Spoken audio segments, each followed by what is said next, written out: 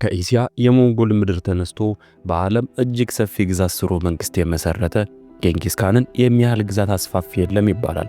በግዛት ስፋት በስተኋላ የመጣችው እንግሊዝ በመላው ዓለም ያስገበረችው ግዛት ብቻ ነው የሚበልጠው። ከሞንጎል ተራ ከብት አርቢነት ተነስቶ ከመካከለኛው ምስራቅ እስከ ቻይና ድረስ አብዛኛውን መንግስታት አሸንፎ አስገብሯል። ጌንጊስ ካንን በታላቅ ተዋጊነቱ የሚከራከር የለም፣ ግን ምህረት የሌለው ነፍሰ ገዳይ ነው ሲሉ የሚወቅሱትም አልታጡም። በያዛቸው ግዛት የሚገኙ ወንዶችን ከህፃን እስከ አዋቂ በጅምላ የሚገድል ጨካኝ ነው ይሉታል። በሴቶች ላይ ግን አይጨክንም። ለዚህ ምክንያቱም ሴሰኛ መሆኑን ይገልጻሉ። በቅርቡ በተደረገ ሳይንሳዊ ምርምር እስከ 200,000 የሚደርሱ የኤሲያ ነዋሪዎች የጌንጊስ ካን ዝርያ ያለባቸው መባሉ ለዚህ ማረጋገጫነት ያቀርባሉ። ብዙዎችን ገድሎ ብዙ የራሱን ዝርያዎች የፈጠረ የሚባለውም ለዚህ ነው።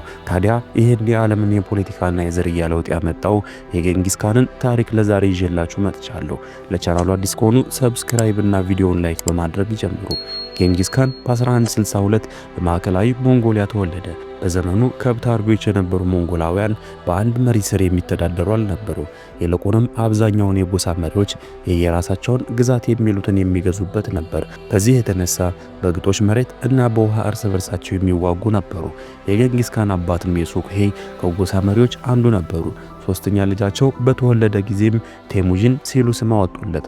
የአባት ስም አወጣጥ ራሱ ትንሽ ግርምት ይፈጥራል። ምክንያቱም አባትየው ስሙን የተዋሱት በወቅቱ ማርከዋቸው ከነበሩት የታታር ጎሳ መሪ ቴሙጂን ነውና። ከዚህ የቴሙጂን የልጅነት ታሪክ ከመለኮታዊ ኃይል ጋር የሚያገናኙት አስገራሚ ታሪክ እናገኛለን። ገና ሲወለድ ነው የሀገሩ መሪ ይሆናል የተባለው። ለዚህ ምክንያቱ ደግሞ ሕፃኑ ቴሙጂን ገና ሲወለድ በእጁ የተቋጠረ የደም ምልክት መታየቱ ነው።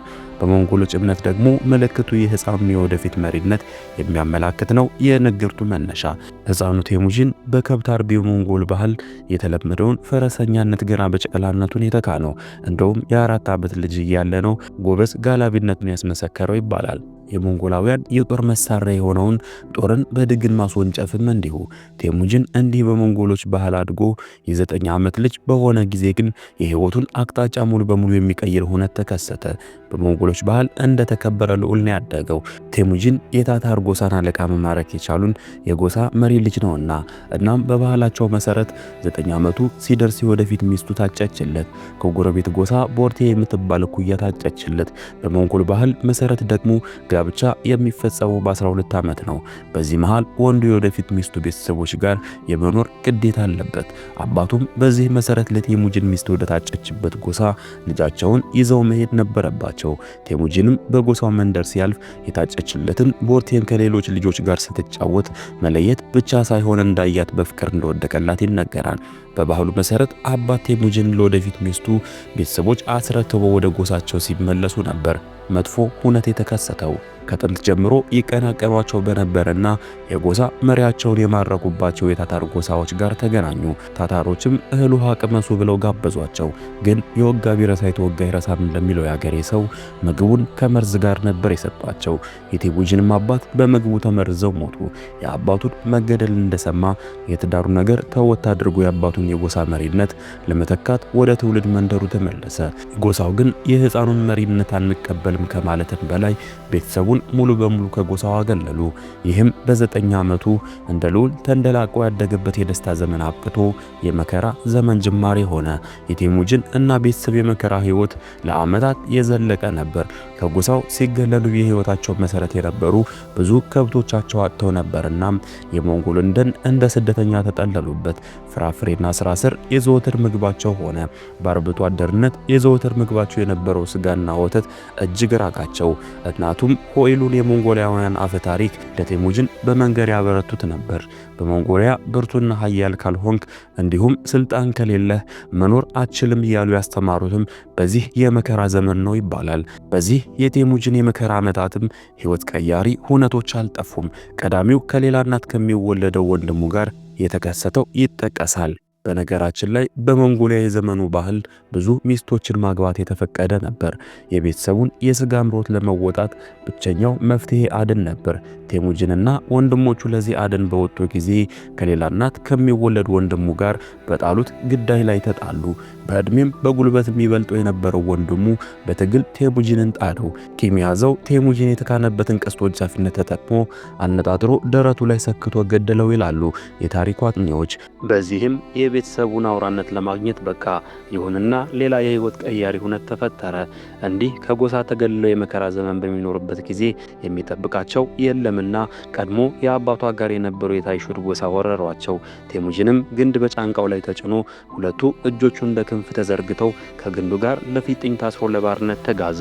ለመሪነት የተፈጠረን የሚል ትንግርት የሚያውቅ አንድ የማራኪው ጎሳ አባል ለህይወቱ ከሚያሰጋው የባርነት ህይወት አስመልጠው። ከታይሹድ ግዛት የባርነት ህይወት ማምለጡ ለቴሙጅን ሞገስ አስገኘለት። ጀልሚ እና ቦርቼ የሚባሉ ጓደኞቹ አለቅነቱን ተቀብለው ወደ ጎሳ መሪነት የመመለስ ትግሉ ጀመረ። ብዙ ተከታዮችም ተቀላቀሏቸው።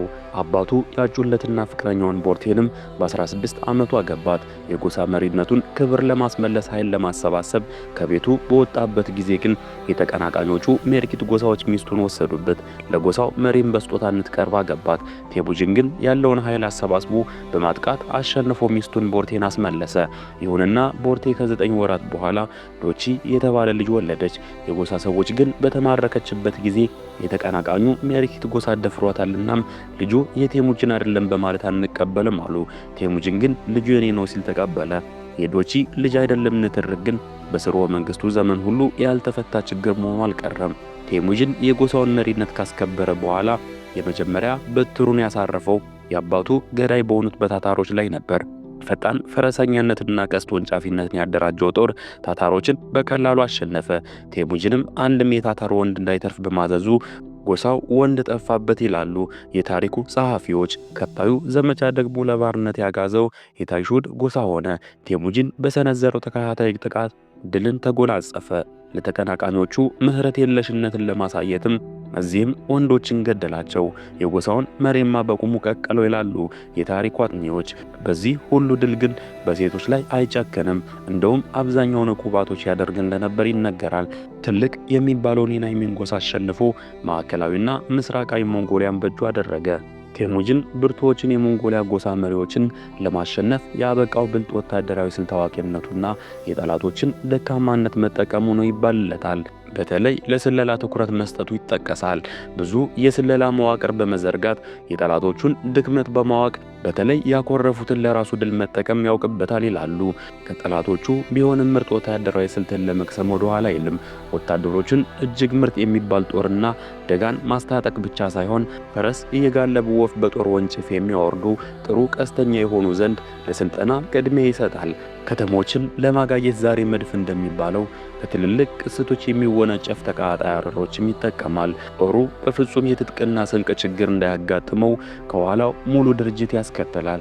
ከሁሉ በላይ የወታደሮቹ ታማኝነትና ታዛዥነት ለቴሙጅን ብቻ መሆን ለጦሩ አባልነት ቀዳሚ መስፈርት መሆኑ ነው የስኬቱ ሚስጥር ይባላል።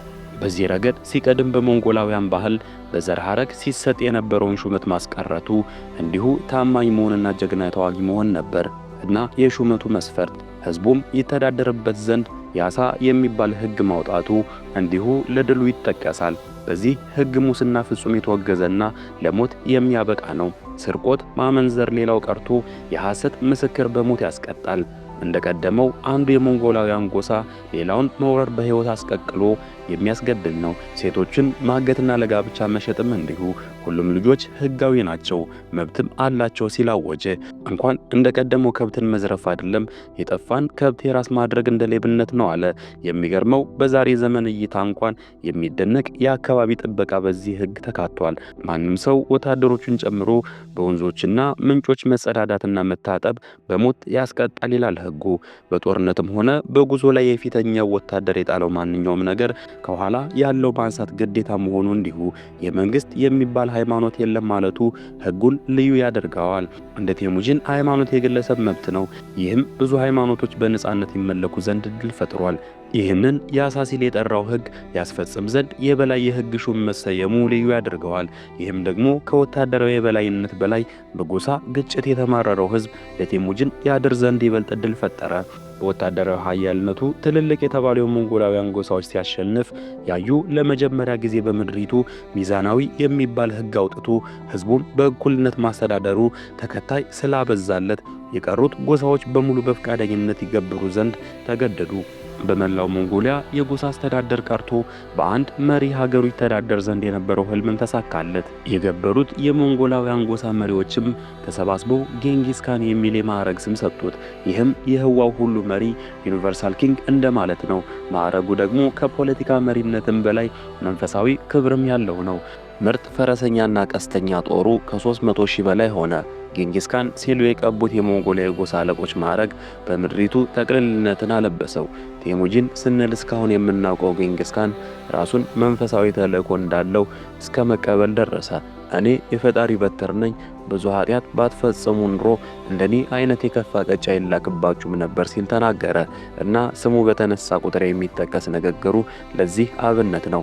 የሞንጎሊያን ምድር ጠቅልነቱን ያረጋገጠው ጌንጊስ ካን የዘመቻውን ግንባር የመለሰው ወደ ቻይና ነበረ። ለዚህም አንዱ ምክንያት በሚገዛው የሞንጎሊያ ምድር የሀብት እጥረት መኖሩ ነው ይላሉ። የተተረፈረፈ ሩዝ የሚታፈስበትና የሀብት ምድርን ይገዛ በነበረው የሺሺያን መንግስት ላይ ዘመተ። 2 ዓመታት በዘለቀው ውጊያም ድል ተቀዳጀ። በጠንካራ የመከላከያ ግንቦች የታጠሩ ከተሞች እንኳን ሊያቆሙት አልተቻላቸውም። በዚህ ድል በቃኝ ያላለው ጌንጊስ ካን ወደ ሰሜን ቻይና አቅንቶ የጂን ስርወ መንግስትን ገጠመ። የጂን ስርወ መንግስት ግን በቀላሉ የሚሸነፍ አልሆነም። ይሁንና ከቻይና ወገን ስህተት ተሰራ። አንድ ከፍተኛ አዛዣቸውን ለድርድር ላኩ። ጌንጊስ ካን አግባብቶ እንዲከዳ አደረገው። ሙሉ ወታደራዊ ምስጢሩንም አገኘ። ባልተጠበቀበት በኩልም ጥቃት ሰንዝሮ የጂን ስርወ መንግስትን ጦር አሸነፈው። ንጉሱም መዲናቸውን ጥለው ሸሹ። ዛሬ ላይ ቤጂንግ እያልን የምናውቃት ከተማቸውም በሞንጎሊያ እጅ ወደቀች። ጌንጊስ ካንም ሰሜናዊ ቻይናን በግዛቱ ውስጥ ጠቀለለው። ጌንጊስ ካን በመቀጠል አይኑን የጣለው በእስልምና ስርዓት በሚተዳደረው ኳሬዝሚያ ስርወ መንግስት ላይ ሆነ። ይህ የካስፒያና የፐርሺያ ባህረ ሰላጤን ጨምሮ እስከ አረቢያ ባህር ያለው ግዛት በሻህ መሐመድ ነበር የሚተዳደረው። ግዛቱ አፍጋኒስታን፣ ቱርኪስታንና ፐርሺያን ጠቅልሎ የያዘ ነው። ጌንጊስ ካን ከሻህ መሐመድ ጋር መወዳጀት ለሐር ንግዱ መጥቀሙን አላጣውም እና ልኡካን መላኩ አጥኚዎች ይናገራሉ። ይሁንና ልኡካኑ የንግድ ግንኙነት ለመመስረት የመጡ አይደሉም ሰላዮች ናቸው በሚል አንድ የድንበር ግዛት አስተዳዳሪ ጥቃት ሰንዝሮ ብዙዎችን ገደለ። ጌንጊስ ካንም ለዋናው ንጉስ ሻህ መሐመድ የግዛቱ አስተዳደር እንዲቀጣ የሚጠይቅ ልኡካን ደግሞ ላከ። ምላሹ ግን በልኡካኑ ከተላኩ አንዱ የእስልምና ተከታይ መገደል እንዲሁም የሌሎችን ጸጉር ሸልቶ ማቃጠል ሆነ። ይህ ደግሞ ወትሮም ለጦርነት ምክንያት ለሚፈልገው ጌንጊስ ካን በቂ ነበርና ጦሩን አዘመተ። 200 ሺህ ወታደር አዝምቶ ጦሩን ከፈተው። በዚህ ዘመቻ ጌንጊስ ካን እጅግ ጨካኝነቱን ማሳየቱ ይነገራል። በተለይ ቀዳሚ ልኡካን የገደለበት የድንበር ግዛት መዲና ኦትራን የጥቃት መጀመሪያ ነበረች። ጦርነቱን ባሸነፈ ጊዜም ከተማዋን ሙሉ በሙሉ አጥፍቶ የከተማዋን ነዋሪዎች ሴት ከወንድ ሳይለይ አብዛኛዎቹ መገደላቸው ይነገራል። እንደውም የሞቱት ሰዎች ከመብዛታቸው የተነሳ የአጥንት ተራራ ተሰራ ይላሉ ተንታኞቹ። ልኡካኑን የገደለበት የግዛቱ አስተዳደር በአደባባይ የቀለጠ ብር በጆሮና በዓይኑ በማፍሰስ እንደገደለውም ይነገራል። ጌንጊስ ካን ይህን ያደረገው በሚቀጥለው ዘመቻው ጠንካራ መከላከያ እንዳያጋጥመው ፍርሃት ለመልቀቅ ነው የሚሉ አሉ። ድንገት የሞንጎል ጦር ሲመጣ በራቸውን ወለል አድርገው የከፈቱ ከተሞች መኖራቸውም እንደ አብነት ይጠቀሳል። አይደለም ይህ ፍጹም ጨካኝነትን የሚያሳይ ነው ሲሉ እንደ አረመኔነት የሚቆጥሩትም አሉ። በዚህ ተባለ በዚያ ጌንጊስ ካን የኳሬዝሚያን ስርወ መንግስት ተቆጣጠረ። ሻህ መሐመድ እና ይተኳቸዋል ይባል የነበረው ልጃቸው ተገደሉ። ከሰሜናዊ ቻይና በመቀጠል መካከለኛውን ምስራቅ የጠቀለለው ጌንጊስ ካን ቀጣዩ የዘመቻ ግንባር አውሮፓ ሊሆን በቃ። ጆርጂያ፣ ክሬሚያ፣ ኬቭ፣ ሩሲያና ቡልጋሪያ እንዳንበጣ ወረሯቸው። የግዛቱ አካል አደረጋቸው። በተለይ በዚህ ዘመቻ በአውሮፓዎቹ አገሮች የሞንጎል ተዋጊዎች እንዳይሞቱ የተመተተባቸው የሚል ንግርት ቀድሞ ተወርቶ ጦሩ እስከ መፈታት የደረሰበት ነበር። እናም ክርስቲያን ተዋጊዎች ከጌንጊስ ካን የሞንጎልን ተዋጊዎች ጋር ከመዋጋታቸው በፊት የካህናት ቡራኬ እስከ ማግኘት ተደርሶ ነበር። ግን ሊያቆሙት አልተቻለም እና ዛሬ ምስራቅ አውሮፓ የሚባሉትን ሩሲያን ጨምሮ በግዛቱ ስር ጠቀለላቸው። እንዲህ በመካከለኛው ምስራቅና በአውሮፓ የቀናው ጌንጊስ ካን ቀድሞ ባስገበረው የቻይና ግዛት አመጽ አጋጠመው። ያሸነፋቸው የሺሺያንና የጂን ስርወ መንግስቶች እንደገና አንሰራርተው መውጋታቸው ነው ለዚህ ምክንያቱ። ፊቱን ወደ ቻይና የመለሰው ጌንጊስ ካን አማጽያኑን ከማሸነፉም በላይ የባሰ ግዛቱን አስፋፋ። በቻይና የነገስታት ዘር የሚባሉ በሙሉ ይገደሉ ዘንድ አዞ መፈጀታቸው ይነገራል። ይሁንና በዚህ ዘመቻ ዘመን የዛሬ 790 ዓመት ገደማ ሞተ። ገሚሱ በህመም ነው የሞተው ሲሉ፣ አይ በጦርነት ላይ ቆስሎ ነው የሞተው የሚሉም አሉ። አንድም የሞንጎሊያ ባህል በመሆኑ፣ በሌላ በኩል ጌንጊስ ካን በመናዘዙ የተቀበረበት አይታወቅም። በትውልድ መንደሩ ተቀብሯል ቢባልም ቀባሪ ወታደሮቹ በቀብሩ አካባቢ የተገኙትን በሙሉ በመግደላቸው ማንም እርግጠኛውን ቦታ የሚያውቅ የለም። በዓለም ታሪክ ቁጥር 1 ሰፊ ግዛት የፈጠረው ተዋጊና የጦር መሪ ተብሎ ስሙ የሰፈረው ጌንጊስ ካን በጨካኝነቱ የሚሊዮኖችን ነፍስ ያጠፋ አረመኔ የሚያደርጉት አሉ። በጦርነት ለማሸነፍ ሕግ የለምና አረመኔ ሊሰኛ አይገባም የሚሉም አልጠፉም። የሴት ነገር አይሆንለትም ነበርና በሚያስገብረው ግዛት ዘሩን አብዝቷል እናም አካክሷል በማለት ይከራከራሉ። በሞንጎሊያ ግን ዛሬ ድረስ ከሰው በላይ ይከበራል። እንደውም እንደገና ተወልዶ ሞንጎሊያ ለታላቅነት ያበቃታል ብለው የሚጠብቁም አሉ። ለዛሬ ያቀረብንላችሁ ታሪክ በዚህ ጨረስን። ለቻናሉ አዲስ ከሆኑ ሰብስክራይብ እና ቪዲዮውን ላይክ በማድረግ ቤተሰብ ይሁኑ። በቀጣይ ፕሮግራም እስክንገናኝ ድረስ ቸር ያሰንብተን።